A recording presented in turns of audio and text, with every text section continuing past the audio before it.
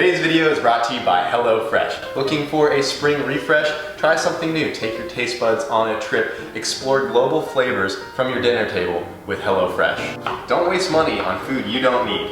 Each HelloFresh recipe comes with pre-portioned ingredients to make sure that you have just the right amount for each meal. HelloFresh won't get in the way of a busy day. They offer a wide variety of quick and easy meals that minimize prep and make cleanup a breeze. Today we're making beef flautas. This smells so freaking good. Got our tortillas laid out right here. HelloFresh is very nice because we never have time to go to the grocery store, and having these pre-portioned ingredients just ready to go really saves a lot of time.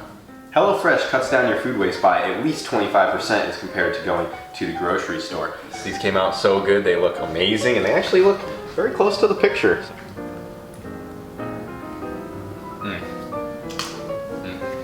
Those are really good.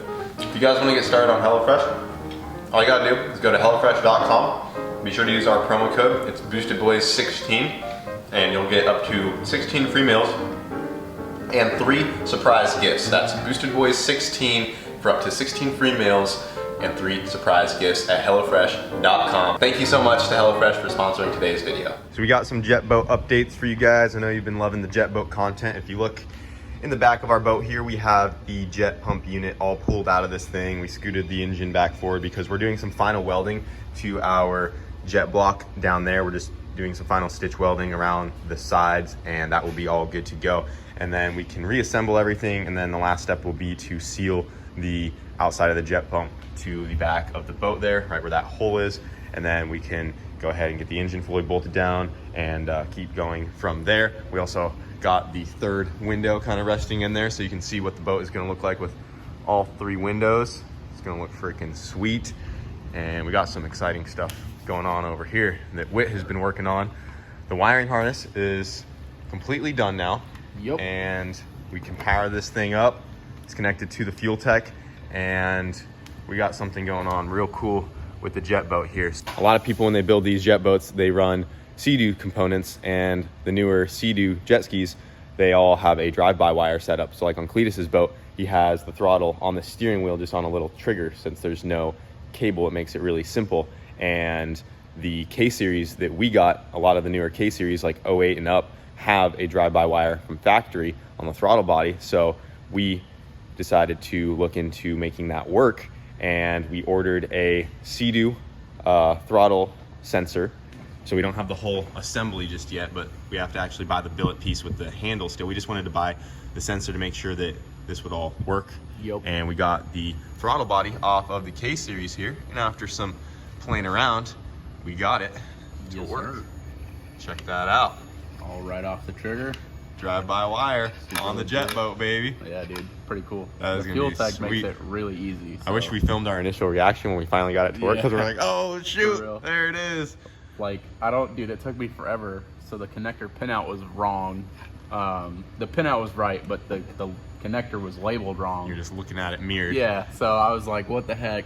Messed with it a whole day, couldn't get it to work, and then finally just flipped all the wires around and fired right up, dude. There she goes. Yeah, it was a couple day ordeal, but basically we just had the wires backwards and then flipped them all, and then that was our only issue, and got everything to work.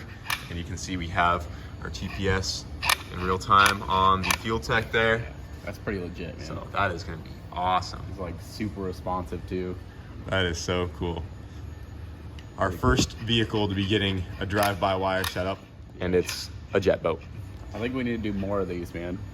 Yeah, you can do a lot with drive-by wire, especially in the fuel tech. You can, set up traction control. It's very good at controlling traction. Yep. Because your foot can only respond so fast. The computer, it can cut that blade very quick.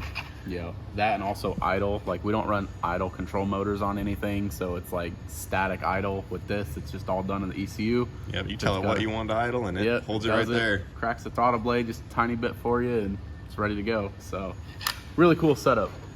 Yeah, I'm pumped on that. Yeah. So we've been plugging away on the jet boat, and we're getting really close. We're still waiting on some steering components to show up, and there's still a lot that needs to be done before it can see the water, but we're getting there step by step, day by day, boys, and she's coming along. But that is badass. Yeah, glad we got that working. Gonna have the throttle right on the steering wheel. Gonna be a lot easier than having a pedal. Yeah, it's gonna just be comfortable. Like, your foot slips off the pedal in a turn, you know, you ain't steering then. You have to so, have throttle in a steer, turn to steer the thing.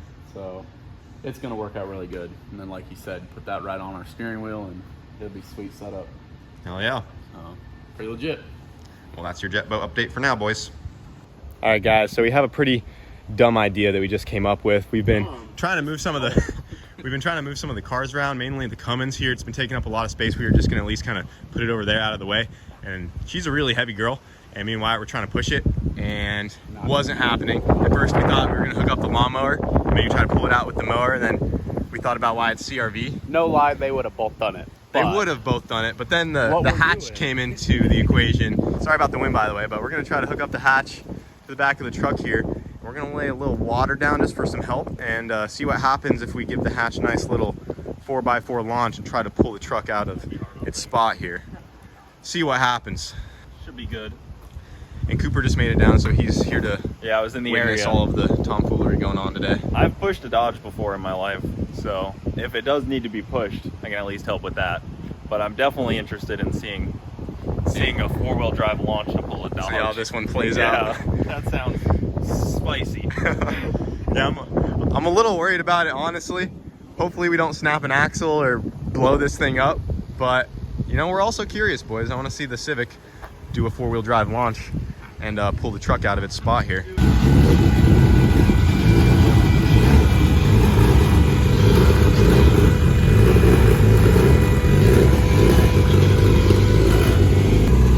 Got her all hooked up here. We actually just went to the chassis on the Civic. Right to the bumper, right? Yeah, right to the plastic. Yeah, deal. Gonna go ahead and let her warm up for a little bit. Yeah, I don't know about this one. I do. It's gonna be great. Think so? Oh, let me put some water down real quick. Sorry if it's cheating a little bit putting the water down, but we're gonna try to not break everything in the drivetrain today. We'll see what happens though. Second? Alright. Here goes nothing, boys. I'm gonna put it in second gear and see what happens.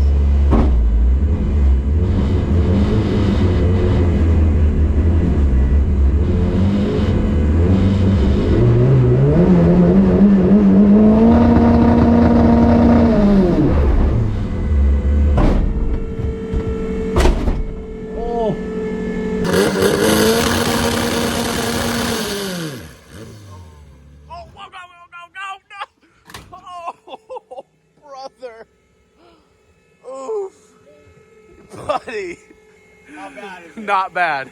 Bumper though. Okay. Good thing we don't care about the bumper. Got this, I think. Just put it out there. I did say we should put the e-brake on. Alright, let's put the e-brake on. It pulled it relatively easily. Buddy. It's all good. he was good to get out rotor it, but too much in the moment stalled. Yeah. Yeah, shut off. I couldn't do it. Like shit.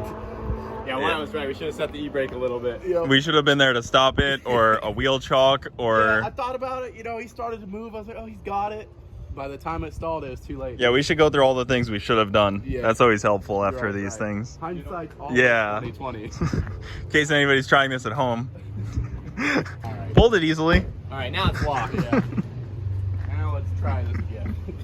Well, that did not go as planned at all. We're gonna try first gear this time. Put a little dent in the hatch, but it's all good. She has plenty of battle scars.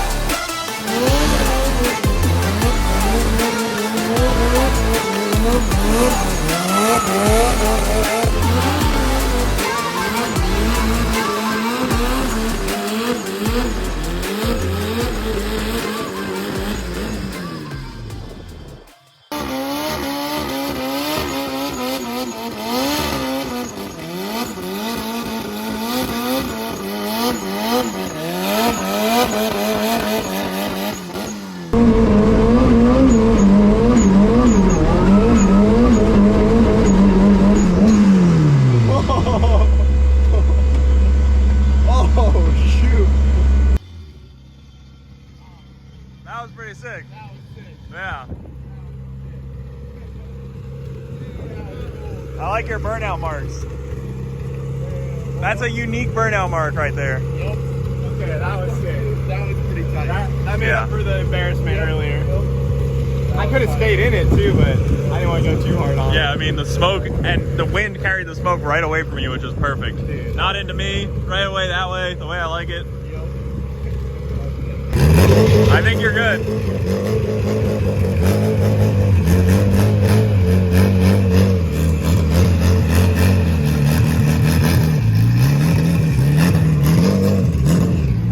Oh, stop. That would have been live action. Yeah, another one. Take him out again. Almost. That was pretty sick, no lie. That would have been live action, that second one there. Once again, sorry neighbors. All the smoke went right over their house. Yep. Dude, you know what would be sick is to get a hole and just let it do like a whole. Dude, I feel like you could get on pretty fast like that. would be Yeah, that's like I think Ken Block did that on ice. Don't post that. We're basically Somebody's gonna take our we're idea. basically Ken Block, but just the Honda version. Yes. Honda Block. Honda Block. Yep. All right, let's push this turd out of the way. Yep. Yeah. Where are we pushing it to? Over there? Yeah. Into its new, Like right into next its to the new hole. propane tank over there. You should back it up to make it like a jumping board for, like a diving board for the pool. Like a little, like, the bed of the we could truck just can kind of be open like, the bed up and yeah. jump into the Or we pool. could just put it in the pool. Oh, yeah, just Truck in kind the of do pool. that. You know, something Whistling Diesel would do. Sunken truck. Yeah. Jump on it like a wrecked ship in your pool. Dude, we should do that with the minivan next once we get the rear dip in it and do an all-wheel. Once we get the van going, we'll do the same in the van. That'd be sick. That would be badass. You should try to rip a car in half with both of them. Well, task failed successfully on that one, boys. We did manage to get the Cummins moved over here to its new spot. We just wanted it out of the way so we have some more space to park some cars over here since it's been taking up a lot of room. We'll have to get to that thing later, but we had the bright idea to chain up the hatch to the back of it, and that actually went really well. We got 2 solid burnout marks here. Those are from the rear tires. They were actually smoking pretty good. That was a lot better than I thought it was going to be, and I really want to do it again. If you guys enjoyed that, I got this awesome idea to drive the hatch down to the Freedom Factory and see if the thing will flat spin. So if you like that idea, like the video and also comment that you want to see that happen, and I'll make it happen. But if you guys saw on the first attempt, it didn't go so well. I had the bright idea to leave the truck in neutral because I thought the hatch was going to be able to do a sick, like, rolling all-wheel drive burnout as it pulls out the truck because it's so heavy, but the truck rolled a little bit easier than I thought it was going to, and the hatch stalled. So once the truck got a little movement going, it just rolled right into the back of the hatch. And we did have a small impact back here on the hatch's hatch. And that's not good, boys, because we call this thing the hatch because it has a hatch, because it is a hatchback, and that's where it gets its nickname, the hatch. And we just backed into the hatch's hatch, and now we have a dent in the hatch, which makes me sad because I love the hatch. But it's not too big of a deal. It's really not even that noticeable. I tried to pound it out a little bit, but the hatch is a little rough around the edges anyways. I don't know if you guys have ever seen these doors, but they're pretty dented up. She has seen better days, and I know you guys have said you wanted me to get this thing cleaned up and make it look nice, and eventually that is the plan. But the hatch has always been a little rough around the edges. She's just, you know, been kind of rough and tough, and she always was just shitting and getting, and I really never cared how well it looked. But over the years, she has definitely accumulated a lot of battle scars. We have the hit right here from the trailer when we went to half-mile race it. This fender had a pretty gnarly, or this quarter panel, whatever you want to call it, this had a pretty gnarly dent in it. There's dents in the driver door like crazy. You know, she's been a little beat up. The front bumper, this actually happened in high school. Someone hit the bumper on the car. The front lip fell off when I was street racing one day. It's like I said, rough around the edges. But now that we put a little dent in the hatch, that is my excuse to track down a new hatch, and I'm going to be looking for a carbon fiber or a fiberglass hatch. So if any of you guys or one of your friends has a fiberglass or carbon fiber hatch for a EK Civic, hit your boy up. I am looking for one. We added all the all-wheel drive components to this car, which obviously added a bit of weight. So I'm going to try to help offset some of that weight by going to carbon fiber doors and the rear hatch. As you guys saw in the MR2, we saved a whole bunch of weight that way. So she is a little heavier now with all of that all-wheel drive stuff in there, and I think going with the carbon fiber doors and the rear hatch will be good for us overall. And as you guys saw, since they're all so dented up, we'll have some nice new clean doors that are carbon fiber and light, along with that rear back hatch. And that is my plan. And then we'll hopefully rewrap the car one day and make it look nice and pretty, but that hasn't happened yet. So for now, she's gonna stay how it is, and we'll keep beating on her. Well, we're just working away in the shop, and all of a sudden we hear a loud bang outside. All the power shuts off. And look at this, guys. Someone just ran into our pole over here and killed all of our power. I'm gonna get a better zoom in on him. Dude just smashed into our pole. This is an exciting episode, guys. We got all kinds of stuff going on today. I wonder if someone's What an interesting day. Buddy. We got no power in the shop now. I know. Off of third, can we get our power back on? We were trying to weld a jet boat together. Hopefully that pole doesn't fall over.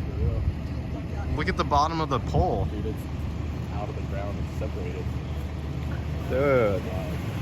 Smashed her. Luckily that pole was there because that's like, Dude, he would've- shoot. That would have been into our tree over there. I told you I heard a loud bang. Yeah, you did. I was playing with the dog. I didn't hear it, but like the dog freaked out. Then you came in. It's like, holy shit. The front of that car is screwed. He was definitely moving pretty good, and it seems like the guy was a little impaired, under the influence of something. He was like not there at all in the head, but we heard 0 tire screech. There's no tire marks leading up to the pole, so I think he was just not paying attention or something. Dude just literally veered off the road right into the pole, like full speed, whatever he was cruising at, no signs of stopping. So yeah, in a way, the pole kind of saved us there, but it sucks because our power line was attached to that pole and everything in the shop just shut down. So there's that. Damn, he hit that thing. He hit that thing hard. Dude, Look at that. that pole's probably 6 to 10 foot in the ground. Split that thing. Look at the big crater, just shoved everything over. That pole is snapped. I didn't realize how bad it was leaning. He had one too many of those. Too many tees. Dog. Hold that back up. We just had a 40 chilling in there. It's about 11 o'clock at night right now, and they got the city out here fixing the pole that guy ran into. Got a couple boom trucks. They're blocking our entrance right here, but I'm happy they're out here getting our power fixed, so we should be good to go in the shop for tomorrow. I mean, they got, what is that, 3 boom trucks out here getting that whole pole replaced. They're taking up our road in front of the house. Got a little construction zone going on just because of that guy hitting the pole. It looks like they're working on getting this one down right now. What an interesting day, boys. Well, it's the following morning and they got the pole fixed. Everything is replaced, good to go. The power is back on in the shop, so we're all set to go, boys. And on that note, that is going to do it for today's video. I hope you guys enjoyed.